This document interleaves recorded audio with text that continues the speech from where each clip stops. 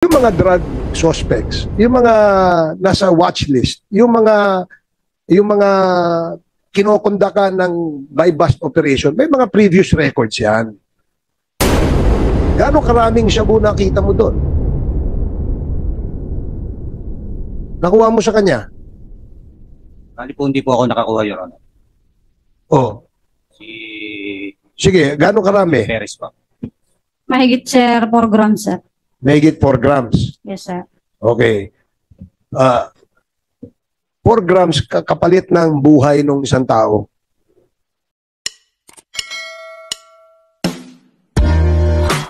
Congressman Paduano. Thank you, Mr. Chairman. Colonel, in your complaint, di ba kayong first complainant, di ba, the police? Tama? Yes, sir. Now, in your complaint, apart ba dun sa evidence na binigay nyo is the result of the paraffin test to the deceased? Yes, sir. May ano po yun. May copy po kami. Naka-attach po lahat doon yung ebidensya. Naka-attach po. Sigurado ka? Yes, sir. As part of the evidence? Yes, sir. Pero di-dismiss? Wala pa po, sir, kami nare-receive na dismissal. At, So wala pang dismissal? Wala po. Nasa under resolution po ng ating pong piskalya. Okay. So again, RD, I just like to confirm it again. During the last hearing, you confirmed that negative result dun sa paraffin test. Yes, Your Honor, based on the report of the RFU, Your Honor, yung forensic po natin na both yung suspect natin saka yung victim natin are negative sa paraffin test, Your Honor. Both the victim and the Victim and the suspect, Your Honor. suspects or suspect? Suspect, Your Honor. Isa lang Who is po. the suspect? Kasi ang dami nila di ba? Yung babae po, si Police Michi Perez, Your Honor. Also negative siya. But during the previous hearing, inamin niya na binaril niya. Di ba? Yes, Your Honor. So may problema yung paraffin nyo. I may not be the right person to answer that. Kasama po natin dito yung taga-RFU para ma-explain po niya baka meron na mga circumstances kung bakit nagne-negative yung paraffin test, Your Honor. Congressman Paduano, if I may, no, can we allow Congressman Ako first to to mention those deliverables that we asked in the last hearing para at least we'll be guided as well. Kasi nga marami tayong mga hiningi ng mga dokumento and I think it's incumbent upon us to find out if all those deliverables were submitted to this committee. Congressman Ako, with due respect with But nakabitin yung question ko, Mr. Chairman. You want them- I yield to the chair, but paki-take note lang, Mr. Chairman, that nakabitin yung tanong ko pa. We'll come back after Thank you. deliverables. Okay, go ahead, Congressman Ako. Thank you, Mr. Chair. In the last hearing, Police Staff Sergeant Michi Perez was required to submit details of the confidential agent of the police. Mr. Laresma was also directed to submit the text communications between him and his brother Brian. Naintindihan niyo po ba yun? Na dapat isubmit ninyo? You were required in the last hearing, o kaya hiningi ng committee na ito doon sa last hearing na isubmit po ninyo yung mga text messages between you and your brother. Si Sergeant Perez, yung details na kanyang sinasabing confidential agent. The PNP, the Batangas PNP was required also to submit the official documentation confirming the informant's status as an authorized and official PNP confidential agent. Now, we also invited the following: Police Major Pete C. Malinaw, Medical Legal Officer of the Batangas Provincial Police Office, the members of the SOCO team who went to the area, and those medical legal personnel who conducted the paraffin or the laboratory test on the firearms and other pieces of evidence, Mr. Chair. May I know from the COMSEC if they are present today, or if these people have complied with the requirements of this committee? Your Honor, the persons invited are here. So the appropriate person who can answer the queries of the Honorable Paduano are also here. Would that be correct, RD Lucas? Yes, Your Honor. And who would that person be? Major Malinaw of Forensic Unit, Your Honor. Thank you.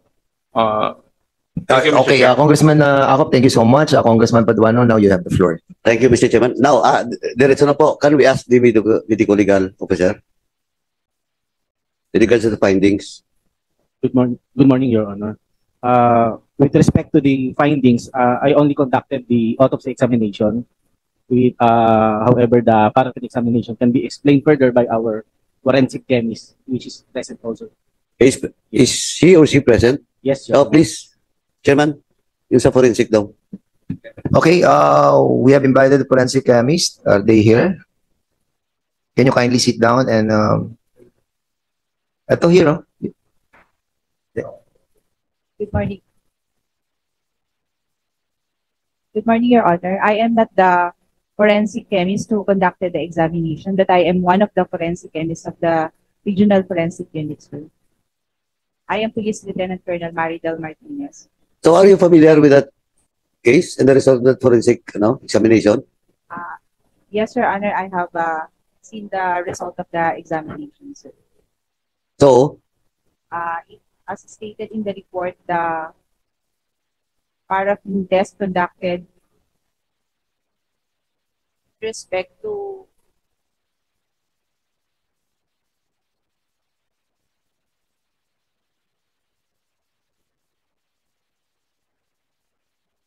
the paraffin test conducted with respect to one police staff sergeant P.G.M. Perez. Chairman, could you please speak closer to the mic so that we can hear you properly?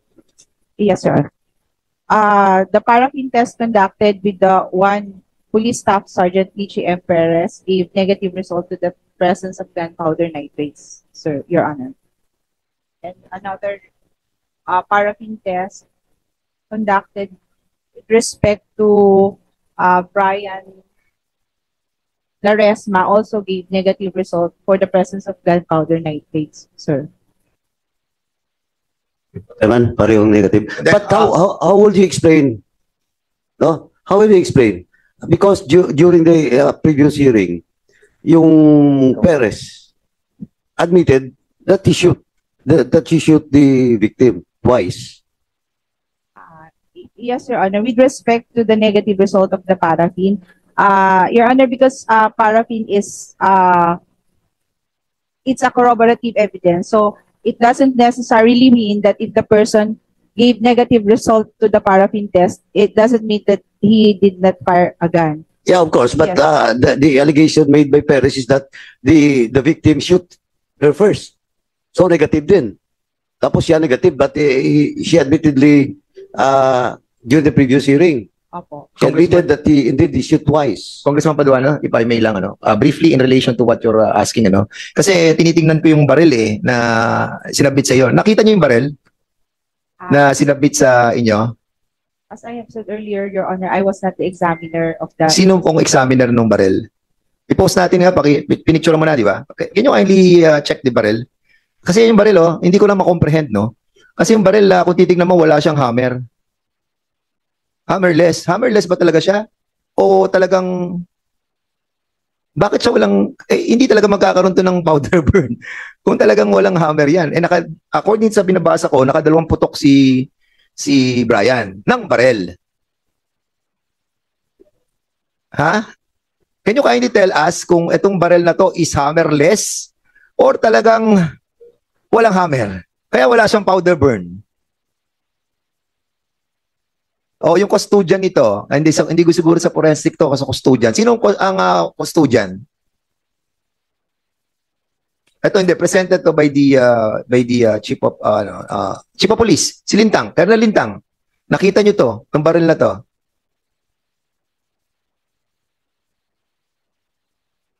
Yes, Your Honor. It was immediately submitted, Your Honor, to the crime lab. Paki-speak louder, please. Oo. Hindi.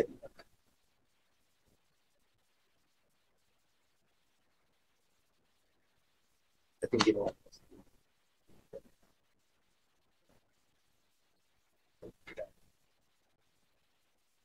Okay,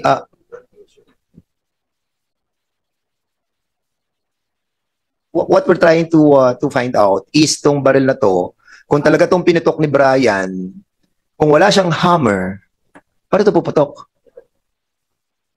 Ha? Your Honor, may hammer po yung baril. May hammer to. May hammer. So, saan napapunta yung hammer? Ayan o. Colonel Lintang, kitang-kita natin, walang hammer yan eh. Si Michi, Sergeant Michi, ikaw yung nandoon saka yung Soko. Can you kindly step in, Sergeant Michi Perez? Wala ka na space dyan, dito ka na maupo. Mr. Chairman, paupuin natin yung Yeah, Sergeant. Sergeant Michi, dito ka sa may kanan, please.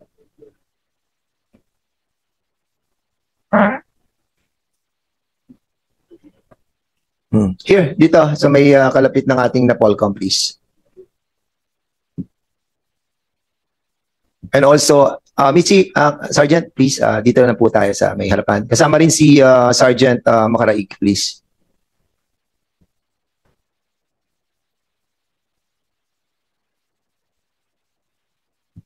Si Makaraig ba is a sergeant or a captain? Captain. Sir, can you kindly sit on the right side of our room? So, may itanong ako, Mitzi, Sarge. So, ikaw ang unang nakita mo tong baril na to, di ba? Ano ba siya? Hammerless ha? O talagang wala siyang hammer? May hammer po, sir. May hammer? Yes, sir. So, what happened to this? Bakit, nakita niyo ba yung hammer? Yun, sir. Parang putol. Maliit lang, sir, yung hammer niya. Hindi ko alam, sir, kung putol o... So, maliit lang yung, May hammer. ano niya, yung kanyang parang hammer niya. Yes, sir. So, nakausli lang talaga. Yes, sir. Okay. Yun yung tinatanong natin. We have to be clarified kasi kitang-kita nyo naman, no? Talagang walang hammer. Paano naman to? Yes, okay. Alright. So, Congressman Paduano. Yeah, last point lang, Chairman. Kasi yung complaint or yung case that was submitted sa fiscal is negative sa powder burns, si Perez. Now, mahalaga yun. No? Of course, sa disease, wala tayong problema kasi ako, personally, when we ask question to Perez, medyo malinaw-linaw doon. Kasi yung distance and everything na consummate yung gusto ko may balikan yun. Now, mga possible factors? Why? Kasi that will also might influence the decision of the fiscal. Kasi negative eh. But in this hearing, inamin niya na, nagpaputok siya twice. Yes, Your Honor. May mga factors po kasi na pwedeng maka-affect kung bakit pwede siyang magbigay ng negative result kahit po sabihin na, or let's say nagpaputok yung tao. Isa po doon is yung kung anong klase ng firearms yung ginamit niya. Is it a revolver or a pistol? So magkaiba po yun. Sa revolver po, pwedeng yung chances na yung gunpowder nitrates ay mai-embed sa pores or sa skin ng tao is malaki as compared to kung pistol po yung ginamit niya, which is mas less yung probability na makapag-embed siya ng gunpowder nitrate sa kanyang skin. Another po is kung yung person na nag-fire ng gun ay wearing gloves, so hindi po siya magpa-penetrate dun sa gloves, so most probably magbibigay din po siya ng negative result. Another factor ay yung pong direction ng wind. Pwede po kasi na if yung direction ng wind is towards the firer, yung chances of mag-deposit siya ng gunpowder nitrate sa skin is possible as compared if the direction of the wind is against or papalayo doon sa firer, pwede pong hindi makapag-deposit ng gunpowder nitrates doon sa skin ng firer. So, yun po yung some of the factors that can affect or that can give a negative result po.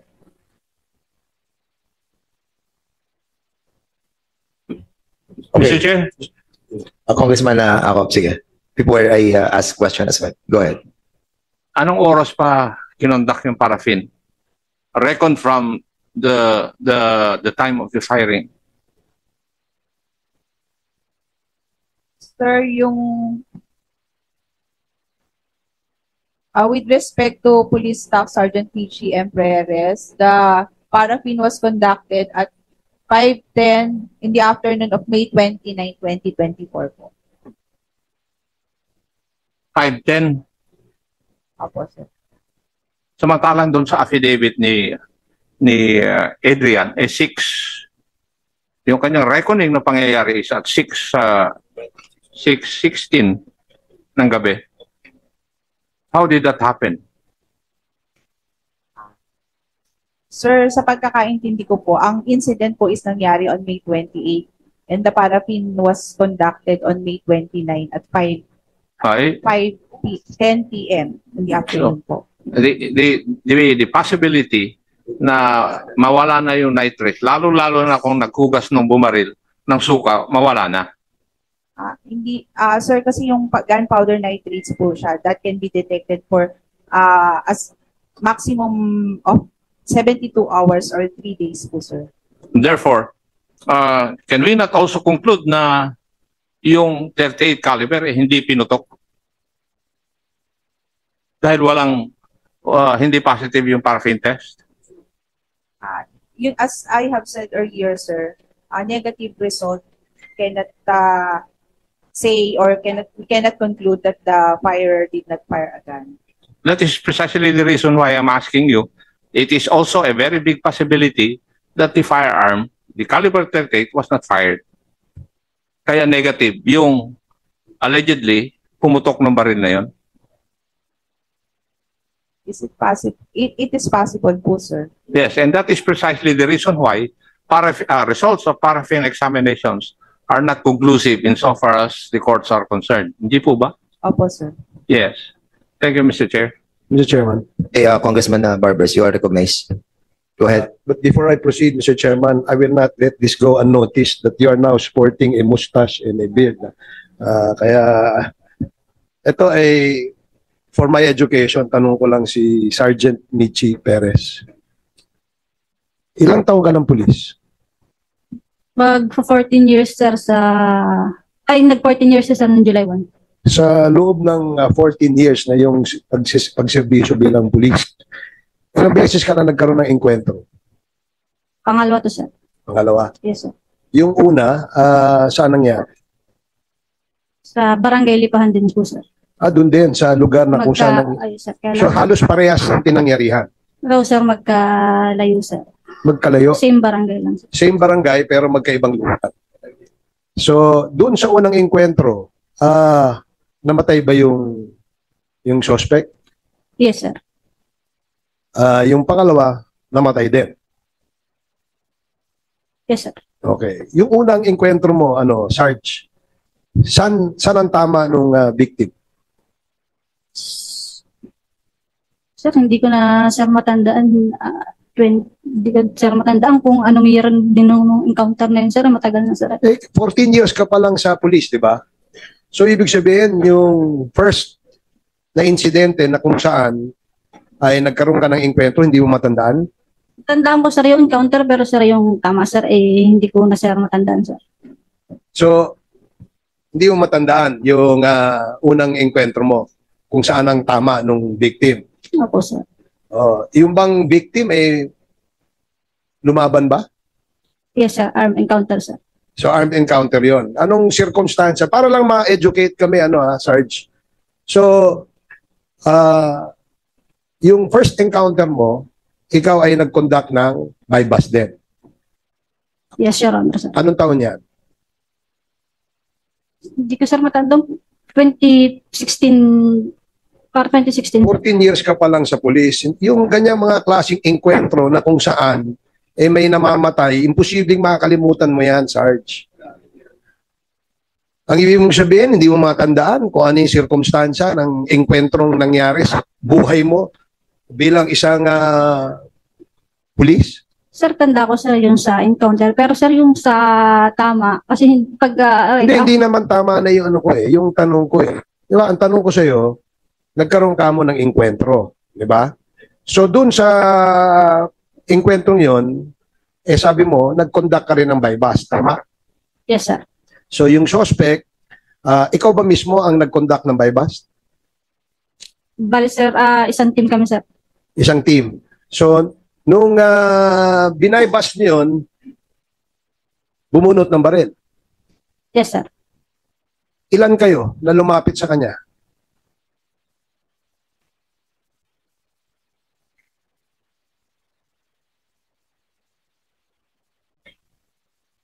Sir, isipin hindi ko, sir, na mga ano, ang dami ko na, sir, na bypass operation, sir, eh. Hindi ko Pero na sa talaga dami ng matandaan. bypass mo, dalawa lang ang may inkwentro. Yes, sir. Tama? At saka mukhang ano yan eh. Sige, mamaya, tanungin mo, isipin mo mabuti, tandaan mo mabuti kung ano yung nangyari nung first encounter mo. Dito naman tayo sa pangalawang enkwentro. Bypass din ang ginawa mo. Yes, sir. Okay. Ikaw ang lumapit sa suspect. Yes, sir. Sino kasama mo?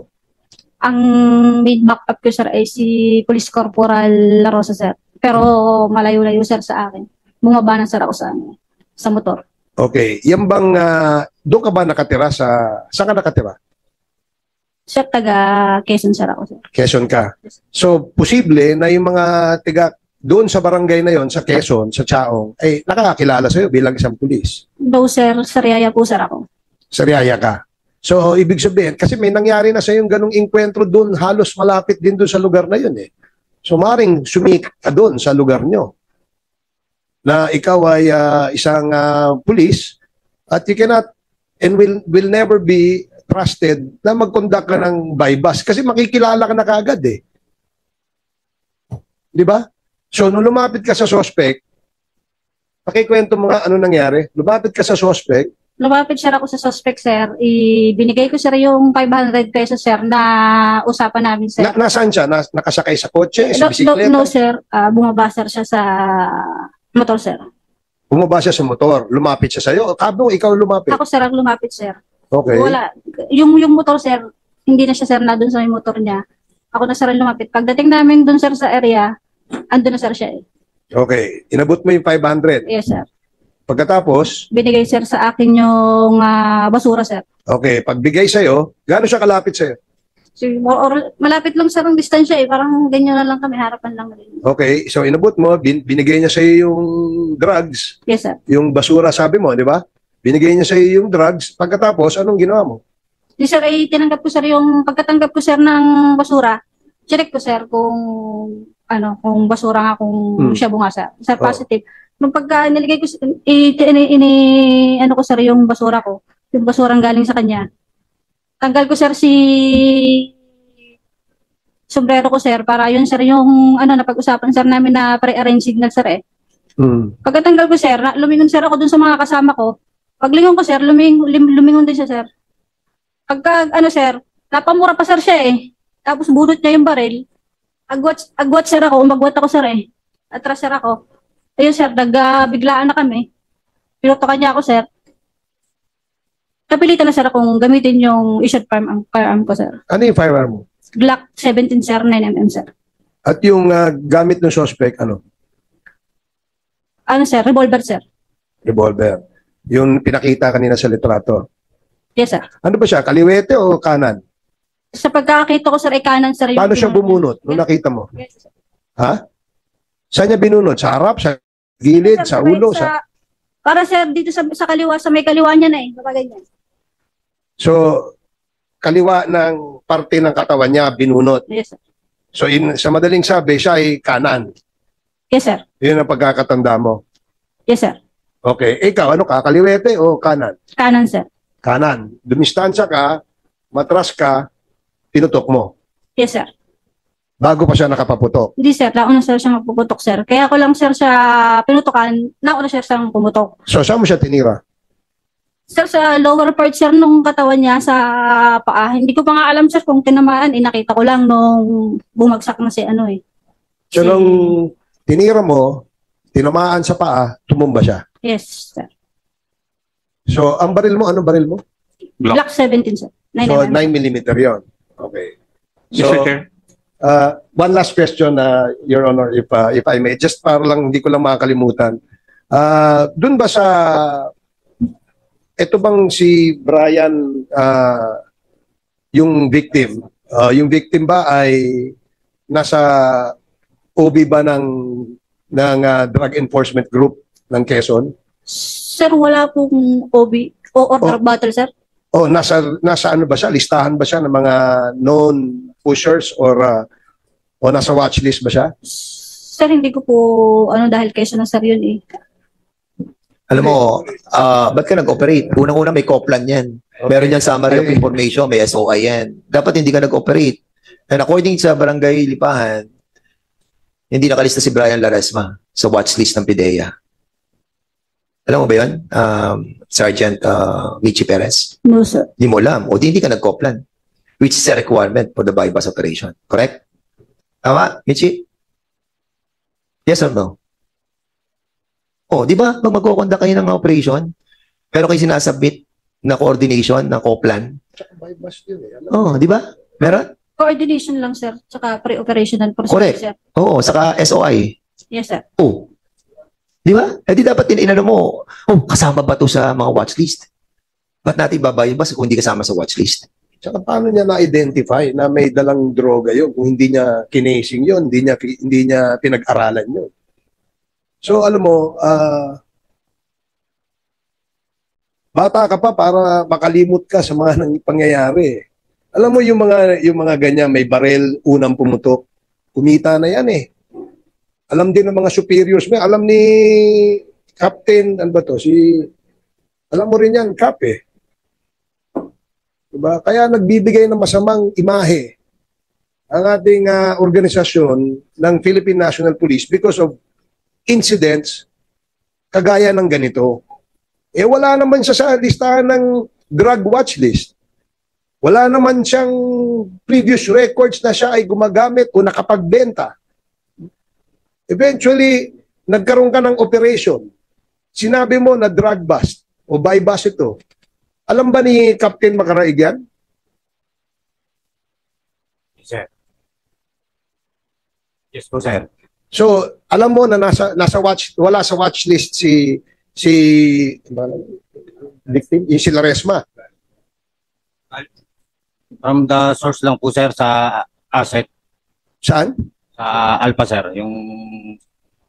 Ang nakuhang kuwan po, sir, yung information po. Oh, pero pagka buy bust, may pre-ops yan, di ba? Yes, Your Honor. Okay, yung pre-ops ba, basihan mo yung information galing sa asset? Doon lang po sa asset. Matagal ka na bang pulis, ano? Captain Macaraig? Yes, Your Honor. Oh. Master Sergeant po. Master Sergeant. Oh, promoted ka na. Pinopromote ka kaagad ni Congressman Dan Fernandez. Ang punto ko dito, Mr. Chair, Your Honors, is that yung mga drug suspects, yung mga nasa watch list, yung mga kinokondakan ng buy bust operation, may mga previous records yan. Di ba? Yes, sir. Okay. Dahil kung may mga previous records yan, alam mo na posibleng may laman yan. Ibig sabihin may dala yan. Yes, sir. Di ba?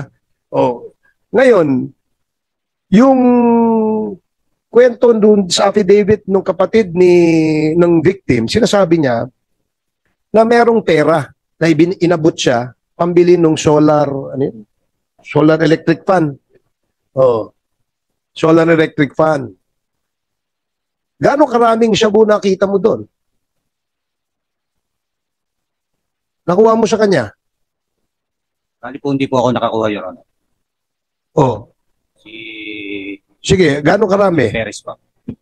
Mahigit, sir, 4 grams, sir. Mahigit 4 grams. Yes, sir. Okay. 4 grams kapalit ng buhay ng isang tao.